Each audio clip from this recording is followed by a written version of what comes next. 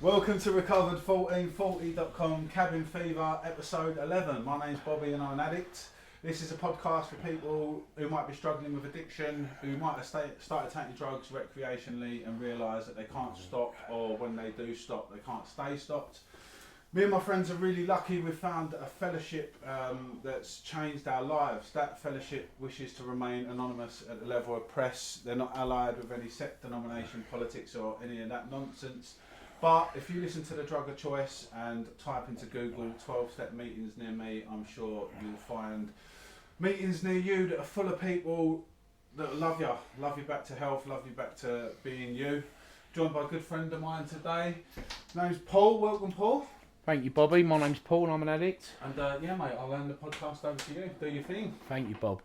Yeah, so this is quite new for me, I must admit. But you know what? All I can do is share my experience, strength and hope that was given to me at a point in my life when I was hopeless, do you know what I mean? And I didn't see a way out of where I was at. And I'll touch on that stuff. And, you know, I'm very blessed to be sitting here today. You know, I'm just 2.5 months off of being 6 years clean and sober through the power of the fellowship and you know, and the program that I work through a sponsor and a God of my understanding, you know. And it's important I share that stuff because when I walked into these rooms and I looked at these 12 simple steps that I could not see a way out because I wanted to do that how I wanted to do that, do you know what I mean? And when I say that, there's certain steps on there, well, I've got to go to people and make an amends, and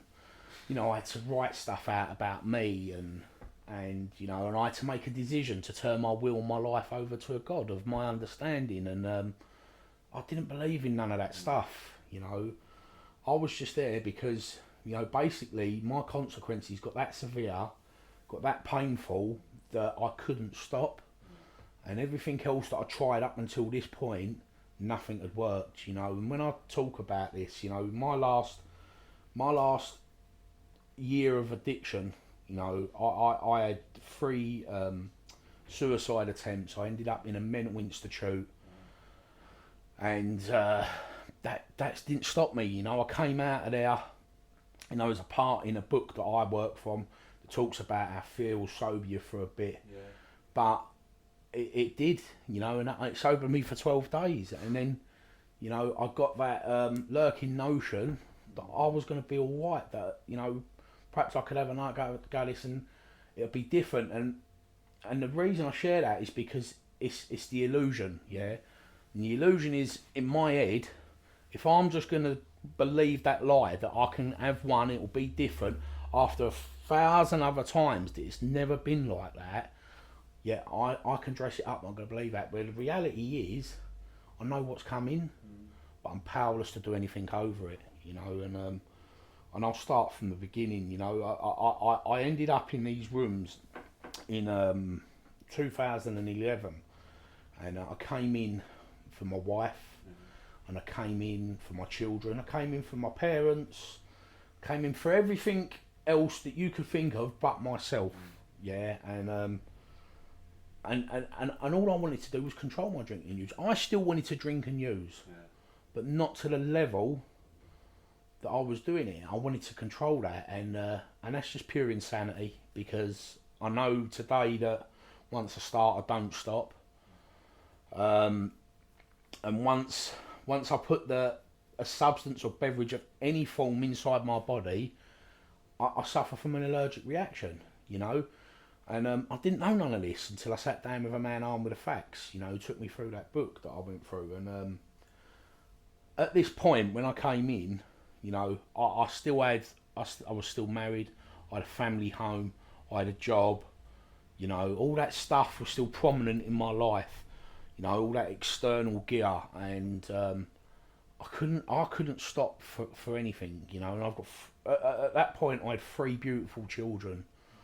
And I couldn't stop for my children, you know. I used to step over my children on the door with my wife begging me not to go out, not to do it again, you know, and I would go and do it, you know, and I had no idea why, you know. I just thought I was alright and I liked to fucking good time. But the truth of the matter is the good times went long before this. Do you know what I mean? And hence why I was sort of pushed into these rooms, and I came in via a drug and alcohol centre that was local to me, and I sat down in there with a lady, and I remember sitting in there, and the lady said to me, she said, do you have a problem with drink and drugs? And I was like, no, I don't, but they think I do, pointing to my mum and my wife at the time that was sat in the room. And, you know, I'm in denial, massively in denial, that thing. And the truth of the matter is, when I look back on that, I knew I had a fucking problem. But I just weren't willing to admit it. I didn't have the capacity to be honest. And anyway, I went to this drug and alcohol rehabilitation, like, it was like a day centre type of thing, and I'd pop in there a couple of times a week. And I pop in, and I went for the acupuncture because that was quite relaxing, and I went in there because there was a nice looking girl that worked in there. Do you know what I mean? And the illusion was that maybe she could sort me out, you know. And what happened was, I went in there and there was a lady in there, and I won't mention her name, but she 12-stepped me, and she was the one that said to me, you know, when I kept going back, because they give me a diary to record. They give me a diary to record me drinking and using, which, when I think back to it, was you know, was quite a good idea, but it weren't, because I weren't being honest. You know, I'd put on the diary, yeah, I've had 4 cans of beer, half a ticket, and it was the furthest thing from the truth. You know, I was coming out there, I was scoring off my dealer. You know, cocaine was my drug of no choice, if you like. But once I've started, I would take anything if it was in front of me. Yeah. You know, but I didn't get to them, put myself in them positions to be where I would. But you know, listen, this is the insanity of this illness. At one point, I started taking Mandy, which is MDMA, because I thought, well, it's cheaper, the buzz is a bit better, and I can just crack on with that rather than the coke, you know. And that's just a substitution, one from another, you know, and the insanity of my illness. Anyhow, I was in this place, and this lady said to me, "Have you ever been to the rooms?" And and I'm thinking back, you know, and I was like, "No, what is that? Is that a pub or a club? You know, something that I'm missing out on, you know." Because it was always that FOMO, that fear of missing out, and she just simply said to me, she said, like, the rooms of this fellowship and this other fellowship, and I said, no, I've never been there, you know. And so she directed me to one of these meetings, and I turned up on a Wednesday night, 1st of March 2011, and I was greeted at this meeting by people hugging me. So straight away my mind told me it was a cult. You know, I don't want to be here. And in fact, you know, I don't remember nothing about the share at the meeting, but I remember this bloke saying to me that you suffer with a progressive illness. And I couldn't think what I couldn't contemplate what he was telling me. I didn't have a clue, but I didn't ask either, you know. And that's very key here, because at this point I didn't ask. But he told me it'll get worse, it never gets better. And you know, he said to me it's a program of abstinence. And again, in my delusional state, I turned around and said, I don't drink absinthe. I stay away from that stuff. Do you know what I mean? I said, I'm not really a heavy drinker. He said, well, you won't mind not having a drink then, will ya? Do you know what I mean? And I soon found out that I am alcoholic. Do you know what I mean? As well as an addict. You know, it comes hand in hand. And one thing he shared with me there and then was, you know, what's the first thing you have on your plate when you go to the cafe in the morning? And I went, eggs and bacon. It's like beer and gear. It goes hand in hand. And I totally, that stuck with me. Do you know what I mean? Weren't enough to stop me, but it stuck with me. And again, like I said, this man was just trying to offer some help. And so what happened was, I start going to these meetings, and I go there because it keeps my wife happy. I go there because it keeps my mum happy. And the truth of the matter is, I was going there, I was scoring off my dealer, I was using in the toilets at meetings, was getting home and using, because I thought it was plausible for me to do that, you know. But I weren't going for myself, and that is the crux of it. And I always believed that I could stop for my wife and stop for my kids, you know, and stop for my parents and stop for anything. And the thing is, all my experiences prior to this, you know, show me that I can't. And anyway, hence from that first meeting to when I walked back in on the 4th of March 2018, you know, there was like a 7-year gap there, and it doesn't have to be this way. This is just my experience, you know. In that time, my drinking and using got me to a place where I lost my job, I lost my family home, I lost any sense of pride, dignity, self-respect that I thought I had for myself. I lost everything, and I was stripped of everything that I had. And it's not poor me, it's not self-pity. And when I got to that place, that's when this illness really fucking went to work on me, because that's when it took me to a place of, I don't want to live. What's the way out? You know, and hence, like I shared right at the beginning, you know, I had 3 suicide attempts in a quick succession and ended up in a mental institute. And all through that, whenever I put a drink or a drug down, my trouble is, I could stop, but I can't stay stopped. You know, and when I can't stay stopped, that's what I need to look at why I can't stay stopped. You know, and I quickly found that everything that I tried just weren't working. You know, like I isolated very quickly in the end. Yeah, I changed my dealers because I didn't want it to look too bad, like I was getting too much gear off of someone and not the other. So I had about 2 or 3 dealers. And, you know, I'd mix it up. I'd go to the pub. I'd have a couple of pints, look like I'm good. And then I'd just wander off down bookies and fucking go missing, do you know what I mean, for hours on end. And I was isolating on my own at the end of my using. And it weren't fun. You know, all the fun had stopped.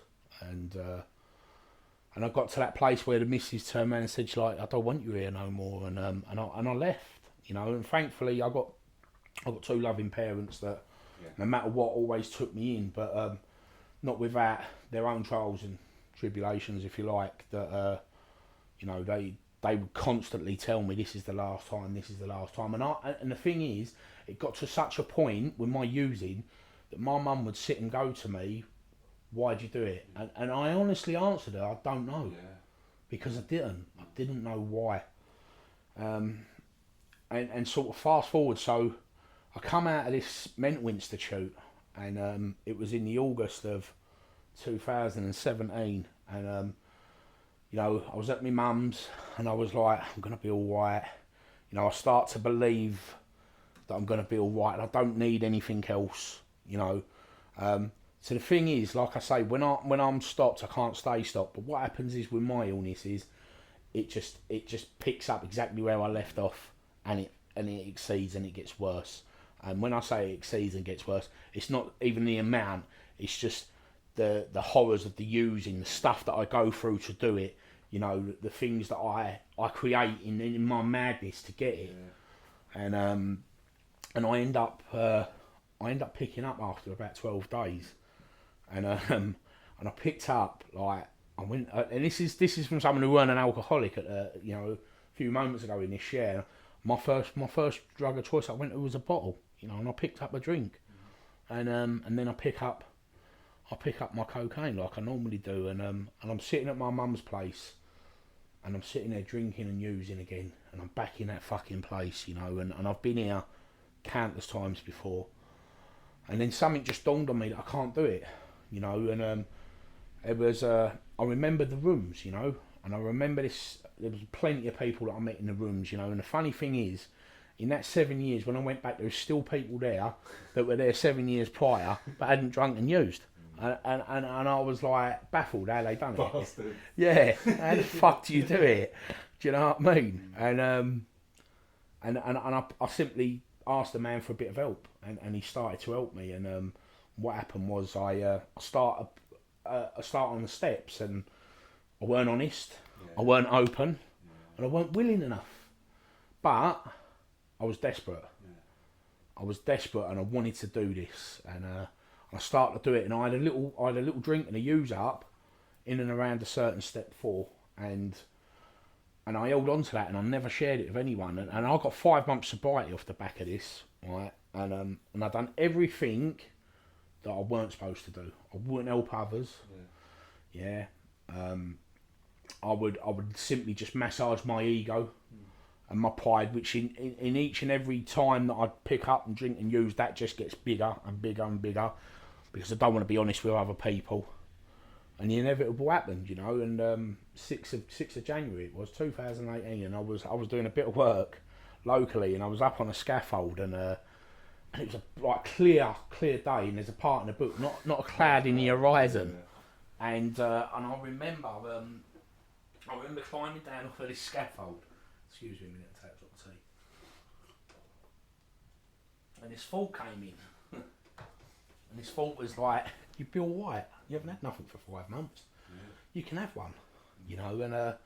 And I believed that lie again, you know. So that lurking notion caught up with me very quickly, you know. My mind twists, and now looking for a way to start off my drinking and using, and being the addict that I am and the alcoholic that I am, it weren't too hard for me to do, because I simply manipulate situations like I've manipulated 1,000 times before. And then I find myself that evening drinking and using again, you know. And the thing is, when I picked up that drink and that bit of gear, I was further in than what I was when I put it down. Because what I've come to understand and what I come to believe is, you know, even though I sit where I am today in my sobriety, my illness is fucking caught up with me. Yeah. It sits there side by side, you know what I mean? And that's why I have to do what I do, which I'll touch on in a minute. And I was off and running, and you know, the 3rd of March, that year 2018, I'd exhausted all avenues again. You know, because I'd worked myself back home, worked my way back into the big bed. You know, Dad's doing all right, and I weren't. And I was walking around without a drink and a drug in me for that 5 months, probably fucking worse off than what I was when I was drinking and using. Because at least people knew who they were dealing with. You know, and I didn't even know who I was dealing with. And it soon became apparent that, you know, I need to do something about it. And I got honest, and this man reached out to me, and it was. They talk about spiritual experiences and divine interventions in the book, and I was driving back to my mum's, and I was in the back of the car, and my head's going, throw yourself out the car. She's doing 60. Just throw yourself out the back of the car. You know, and this all this took me, and then it's going to me, no, you've still got some fucking gear to finish. Alright, wait till you get home and then do this.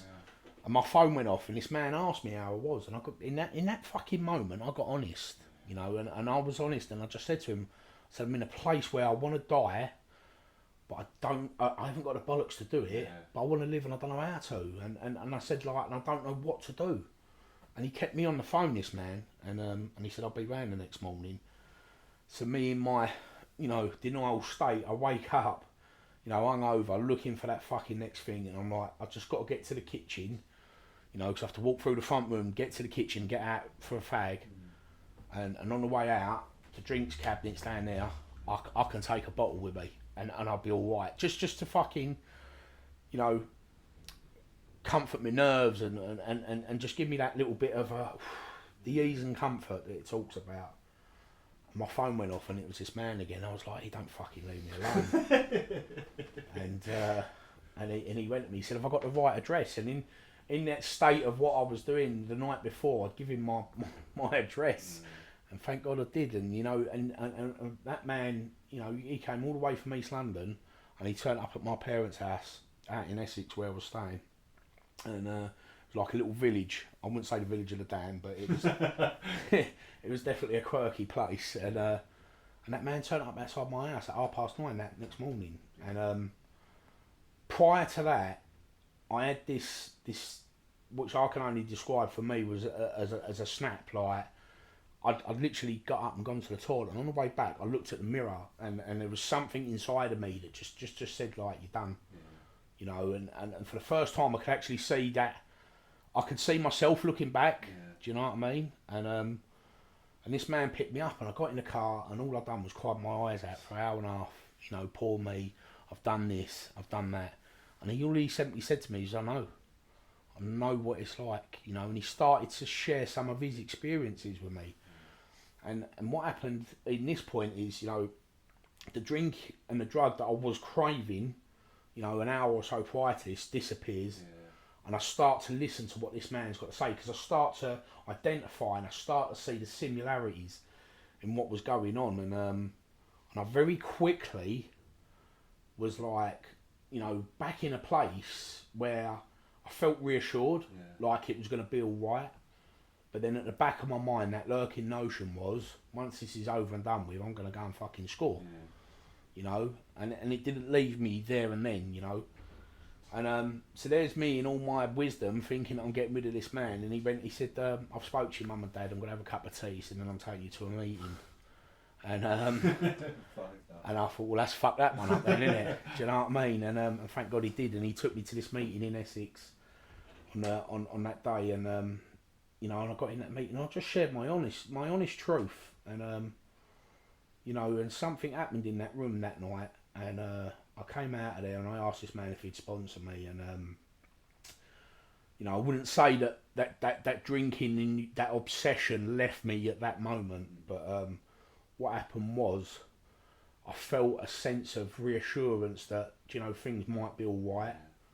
And I embark on doing this beautiful journey, and I wish I could say that's it, you know, and it's over. But you know, the trouble that I had was, you know, my solution to any problem that I had that was going on, you know, if my emotions, you know, like I lost people, I couldn't get emotional, I made it all about me. If something happened to someone else, it was always about me, you know, and I didn't know how to just deal with that stuff, you know, and that wasn't the reason I drank and used, but it played a big part in my drinking and using, because it just gave me that solution to go to.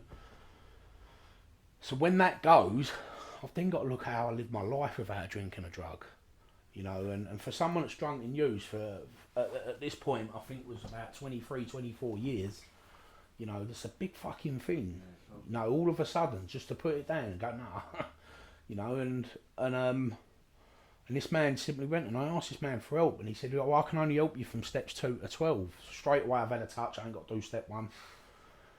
And he went to me, he said, step 1 is your own experiences. He said, I will show you what my experience was, and I will show you where it is in our book. Yeah.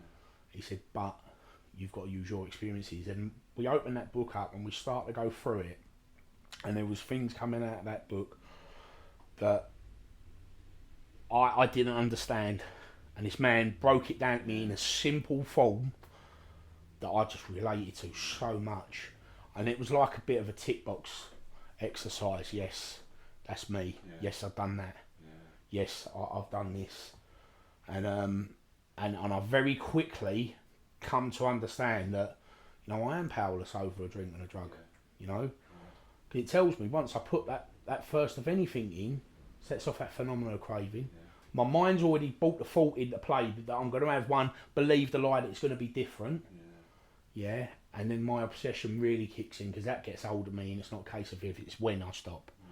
You know, and then to top it all off, he throws in that I've got a fucking spiritual malady as well, you know, and I was like, fucking slow down a bit. And, you know, and he simplified that as well, was like, you know, that void. I've heard, there's a close friend of mine that shares it, and my sponsor said it's like that hole in the donut, you know. I have to fill that hole, you know, and I suppress everything I do with a drink and a drug, but now I have to do it in that thing, because in a spiritual way, because I've become maladjusted, right? So my drinking and using seems the only normal life to me, and I embark on doing these steps. Do you know what I mean? And you know, when I shared right at the beginning, I looked at them steps. Yeah, I'm not doing step 4. You can forget that one. Step 9's definitely not going to happen. Yeah, I'll do this. And my sponsor simply said to me, he said that's fine if you want to do it like that. You do it like that. He said, but like, you know, that's not the way I do it. You know, and you've asked me for a bit of help, and I forgot this, right? This is our egotistical, right? And I needed my ego and my pride smashed at this point, you know. I lived about 25-30 miles from this man, and He went to me, be at mine for 10:30 on a Sunday morning in East London from this village I live in Essex. And I'm like, right, okay. So how do you expect me to get there? Do you know what I mean? I said, I don't drive. It's a bit much. Come on, like, do you know what I mean? Can we work something out? And he went, I'll tell you what I'll do. He said, I'll get a case of beer and an 8-ball when I'll fucking walk. and I realised very quickly that I have to go to any lengths. And I did, and I went down there. When he asked me to do, he gave me a bit of work. I would always go to him, what's next, you know. And steps 1 to 3, you know, was an admission of me becoming honest, making a decision. And I got told I didn't have to make any big decisions, and when I got to step 3, I had to make a decision, you know, to turn my will and my life over to something that, you know, today I have grown to have more faith in than anything else, you know. And then I do steps 4 to 9, which are known as an house clearing, right? So I look at myself in 4, right? But at this point, I don't realise that I'm looking at myself, because my sponsor says to me, just put down the name of the person who you resent and how it affects in you. So there's a touch of, they're a prick, they're an arsehole, she's done this, he's done that. Poor me, it's affected me like this. Poor me, it's affected me like that. And then I sit down with him in step 5, and he says, "Look, what's your part in it?" And I start to see where I play a part in the life of many others, but more importantly, in my own life, in what I do, and the way I act. You know, how I can be controlling, manipulative, you know, bullying, emotionally, mentally, physically. I forget all of that stuff, you know. I shared when I walk over my kids and my missus to get out to go and score, and I quickly start to see who I am, and you know, it don't paint a pretty picture. And my sponsor simply said to me, he said, listen, he said, you've been sick, he said, and this is what we do, you know, in order to not get over it, because what's the word, you know, they talk about recovered. And you got the word recovery. Now, I don't announce myself as recovered, but I have. Yeah. I have recovered from a hopeless state of mind and body today, and I know I have. And I believe that, and I don't say that in a nonchalant or an egotistical way. I know what I've done keeps me. However, it doesn't keep me there if I just rest on my laurels, which is what I've done a lot of in my life, you know. And then I get to steps 10 to 12, and I have to maintain it. Right, so this is how I start to live my life now, without a drink and a drug. And you know, when I start to try and do stuff like that on a daily basis, you know, because everyone I work with is an arsehole. Every person that I meet or my path cross, you know, I can be very judgmental, you know, and I have to start trying to do the opposite to that stuff. And I'll I wouldn't say very quickly, but I very prominently came to understand that, do you know what, I need to change. And my sponsor said to me at one point, right at the beginning, there's only one thing you need to change. And again, you know, in my delusional state, I thought I've hit the jackpot, and he said, it's everything. You know, and I have to change everything. And there's a beautiful part in the back of the book that I work from. It talks about a spiritual experience, and there's a couple of crazy alcoholics called Joe and Charlie that do this wonderful book study, and I've done this bit of work on the apps and that, and there's a bit where they talk about this page in a bit, and it talks about the word change just in this page in a bit. I think it's 9 or 10 times, and it's prominent that then I have to change, right? So I start to things start to happen, right, without me realising that they're happening, right? And there's a part as well where it talks about everyone else sees the change in you before you yourself see it in yourself, and I have to start believing that something's working. You know, come on, let's get it right. I come to believe in 2, and I made a decision in 3. So something good is working in my life. And I said to my sponsor, what do I do? You know, and he said, listen, you know, One bit of advice I give you is whatever you do, just keep being in your truth, believing in yourself, yeah, and never get comfortable, yeah, because when I'm comfortable, yeah, it's like that comfort blanket as a kid. When I get comfortable, my I don't grow. Yeah. I just suppress. Yeah, and I go back to a place where I look for something to change the way that I feel. Right? And then when I come out of that and I start to grow, it's because I'm not in my comfort zone. Yeah. Right? And he smashed that into me early doors, my sponsor, you know. Really smashed it into me, and as a result of that, I sit where I sit today because I've continued to do it. Listen, I ain't fucking perfect, and I haven't got to where I am today without making a fucking shit ton of mistakes. Yeah, I really haven't, you know, and then mistakes can come in the form of anything. However, I was willing to remain teachable. Yeah, I was willing to learn through the mistakes that I've made. Yeah, I was willing to grow through the mistakes I made, you know, through that pain. You know, I've had stuff go on in my sobriety that when I look back on it, I wouldn't have even give it a second thought about drinking and using on it. Yeah. Do you know what I mean? And I've had certain stuff go on for me that's really sort of tested me to a point where, you know what, my faith is strong. Yeah. And I revert to this, yeah, because I'm a complete atheist before walking here. Yeah. When I got asked about, do you believe in God, I said he wears number 10 and plays up front for West Ham. You know, at that time was Paolo Di Canio. You know, and I believe my versions of God came in other forms, right? But human form. And anyhow, that faith has kept me in good stead, you know. This year, right, and I'm sitting here and I'm doing this podcast on the 27th of December, right, so we're approaching the end of the year, right. The start of this year, I went into this year with some objectives, with some goals, right, and to hit these goals, I've got to get off my arse and put a bit of action in around it, you know, and I was fortunate, I turned 5 years clean and sober in March. Another one was I passed my driving test in March. Right, I had my second granddaughter was born in June. I had my fourth child was born in September. I passed my level 2 MVQ diploma in mechanical pipe fitting and a trade that I've chosen.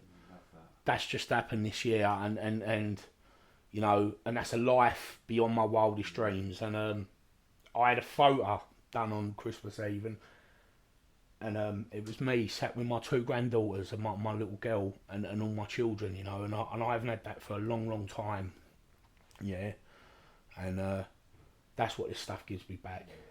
Gives me back that opportunity to be present and a part of their life today, you know, and you know, it works if you work it, you know. Feel like I'm going off on a tangent, I'm going to waffle a bit, but listen, that's just this year, yeah, and I don't take any of that stuff for granted today. Yeah, I don't put that stuff on a pedestal because that stuff will not keep me clean and sober. It gives me purpose today, but it will not keep me clean and sober. The fundamentals is, you know, and if you, anyone that's listening to this, if you knew about, you've been around for a few years, you know, what I did was I'd done what was asked of me. And I tried to continue to do it. And listen, and there was plenty of fucking days that I couldn't do it. Yeah. But I didn't give up hope. Yeah, and I always kept pushing myself, you know, and there was times when I couldn't push myself, and I had people like the man who sat opposite me that helped me push me. Do you know what I mean? I've had plenty of other people in these rooms that I've met that have pushed me along the way, and I've made so many friends like you wouldn't believe that I never thought I'd make, that have all helped me along this journey, you know. But ultimately I'm the one that has to get off my arse and put that action in, because if I don't sit there and tell someone I've got something going on, how am I going to address that situation, you know? And sometimes I don't have to, because that's the quality in the circle of friends that I have, because they see it, you know. So yeah, listen, if you knew about, get in. Just listen to the similarities, not the differences, because there was plenty of times I haven't drunk like this, I haven't used like that.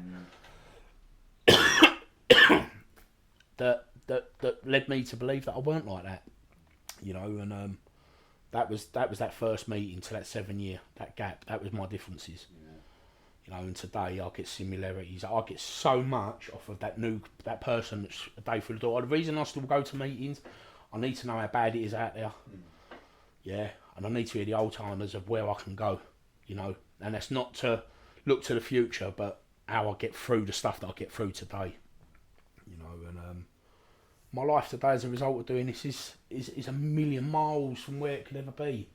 You know, listen, I've got fucking stuff going on in my life which, you know, is again this big change, and you know, it's outside my comfort zone, but I know that I've got faith that everything will work out, because it's not my plan, it's God's, you know, and if I just continue trying to do that next right thing, eventually it'll fall into place. So Merry Christmas and Happy New Year to everyone. I'm going to leave it there, but God bless you, mate. Thank you. God bless you. No, that was absolutely perfect. I've got such a lot of love for you. I really have. Mate, the things that you've done for me, you know, I share about it in every single chair that I do. I share about when I got to a year clean and sober, and my thinking was turning on me again, and I come and see you, and you asked me where I was with my amends, and I was, yeah, I've done all, Bob. And Bob, come on, mate. And I had one to do that I hadn't done, and then I come back to you, and you said to me, where are you with your amends? And I said, I'm done, Paul. And you said something that broke me in half. You just said, what about you? Yeah. And mate, I cried my eyes out, you know, and you explained to me that I cause carnage in the life of other people, but all the negative, it's like the readings in the room, all the negative and unloving things I felt about myself, you know, and you give me a suggestion, which was to go and write a letter of amends to my inner child, and since I did that, you know, my life changed, and I will forever be grateful to you for what you do for me, but also like for what you do for everyone in these rooms, and that's what we do, innit? We help each other, and I thought I was the only one suffering, and I thought I was the only fucking one going through all of that stuff, and then you come into these rooms and you realise that we're a distinct entity, aren't we? And I could relate so much to the powerlessness as well, you know, no human power will keep me clean and sober, and it was always, I'll have my boy and then I'll stop. And then I'll have my second boy and I'll definitely stop there. And you know, nothing could keep me clean and sober, and I did all the rest of it, hypnotherapy, self-help books, gym, you know, and nothing worked. And like you said, it wasn't that I couldn't stop. I could stop. I couldn't stay stopped. Do you know? And I couldn't ever get any consistency. But working the 12 steps, you know, fearlessly and thoroughly. Because I was in and out like you. I was in and out for 15 years. I think I came to my first meeting at 24. They showed me a book that talked about God, and I went, oh fuck off. Do you know what I mean? How's that going to help? I'm from Canning Town, you know, I need fucking an injection or something that's going to stop me drinking and using, and it took me a long, long time to have, like you said, that internal snap, and love what you said about divine intervention. It got goosebumps when you spoke about that moment in the car when you're having these thoughts and suddenly this man rings you up, you know, that God moment, and again, the lengths that other people will go to help us. Do you know what I mean? This geezer's turned up off of taking time out of his day to go and help someone else, and saved your life, really, and that's what we do for each other. And turning up at a meeting for the first time, you know, what would you say to anyone who's umming and ahhing, or they might be listening to this at fucking 4 in the morning and thinking, shall I go to one of these meetings or not? What advice would you give to them people? The advice that I would give to anyone that's thinking that is just do it. Go with your gut, right? Because you've got to understand one thing that I was very quick to understand once I started this, was if I listen to my head, because that's where my illness centres. When I listen to my head, it's going to tell me lies. Because this is the same head that tells me it's a good idea to go and score a bit of fucking gear, go and pick a bottle up, you know, and I have to go with that intention of what my heart and what my gut says. So if you are listening to this at 4 o'clock in the morning, or whenever time you're listening to it, get up and go, what have you got to lose? Do you know what I mean? You've got nothing to lose whatsoever, and you've got so much to gain. I liked you know, I think it's important for people to be prepared for when they walk in, and these people start cuddling you. Yeah. When I first walked in, I'm broken, and these people cuddling me. I think, you fucking get off. Do you know what I mean? What do you do? Can we have your number? What do you want my number for? Yeah. Do you know what I mean? What do you want out of me? They don't want nothing. No. They just want to help you. Yeah, and, just help. you know, like the idea that my self-esteem now comes from helping other people. You know, I was always looking for self-esteem. If I get the trainers, if I get that bird, if I get that house, if I get that job, I'm going to be happy. And it was never enough. You spoke about it, the hole in the soul. And today, just by helping other people, I feel fucking, mate, $1 million when you start seeing other people getting well. And it's the best feeling ever. Yeah, it really is. And you know, and I didn't touch on that. And I just, you know, my sponsor said to me, service is key. Yeah. You know, he told me to have one commitment, find a group that I like, have one commitment, keep it and do it well. Yeah. And that's what I do today. I have a commitment, a home group. Yeah. But, you know, I get out to lots of different other meetings, and I never go to the same meeting in a month. Oh, I like that. Because I keep my recovery fresh. Oh, I like that a lot. Yeah. And I get out and I do that. I'm meeting up with a fellow, a sponsee tonight. We're going over to North London. Do you know what I mean? Yeah. We're going to one of the worst places in North London I can't stand. It's Tottenham, but it is what it is. You know what I mean? It is what it is. Yeah. But you know, I do that because I'm outside my comfort zone, and that's where I grow. Yeah. You know, and what I've got to remember is I ain't going to that meeting for myself. I'm fundamentally going there to help that still suffering alcoholic and addict, because that's what step 12 tells me. Yeah. I love what you said about the newcomer as well. They're the most important person at the meeting, aren't they? Do you know? Because I need to be reminded of where I was. Yeah. I was at a meeting yesterday, and something else you said as well is that, you know, and I heard it a couple of times yesterday, and it's a reminder for me, is that I need to sit in my feelings. Yeah. Because I didn't understand what I was doing. I was doing to change the way I felt. I just thought I was going to get a bit of gear because I wanted to go and get a bit of gear. I didn't realise that I'm doing it because I can't cope with how I feel. Do you know what I mean? But today I'm able to do that, you know, and it's an absolutely beautiful life, isn't it? A beautiful life. What would you say, like, was your favourite step, if you could call it that? Or the step that empowered you the most? Right, so when I first came in, probably the step that empowered me the most was step 5. Yeah.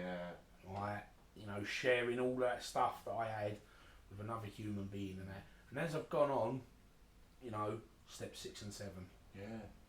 Yeah, step 6 and 7, right in the middle. It's the engine room.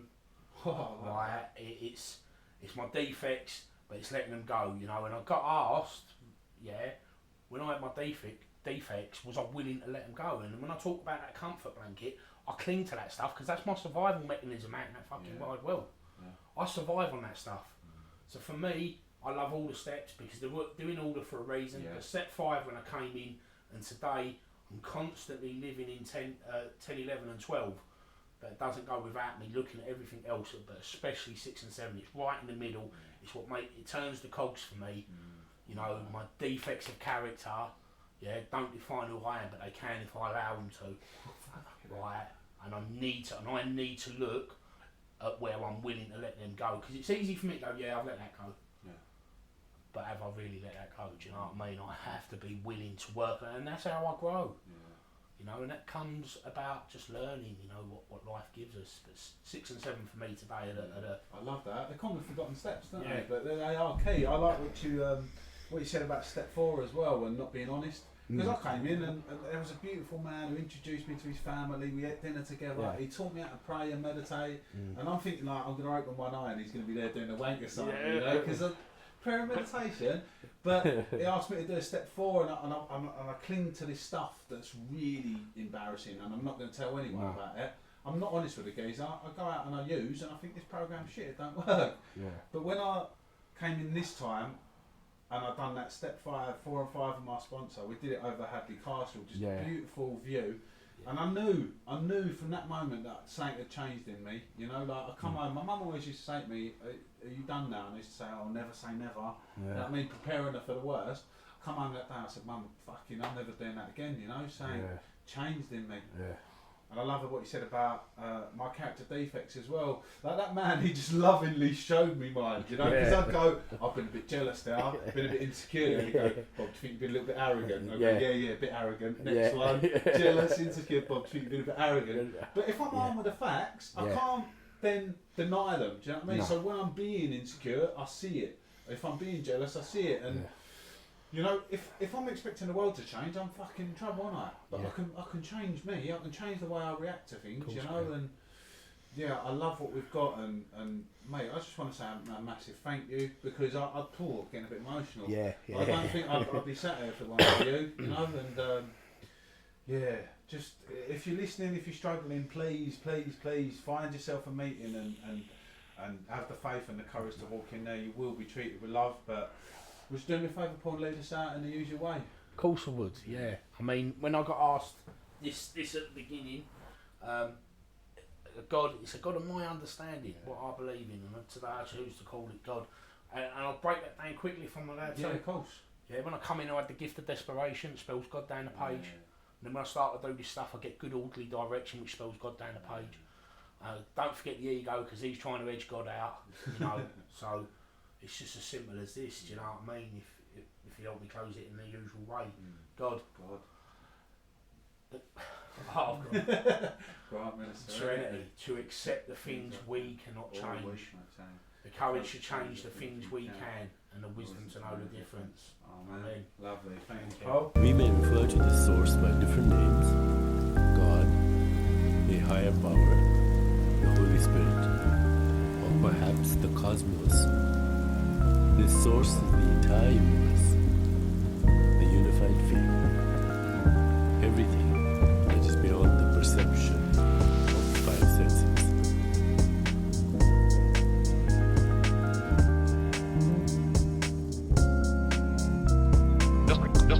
Just received in our news, and further details of this continuing story. Just received in our and further details of this continuing story.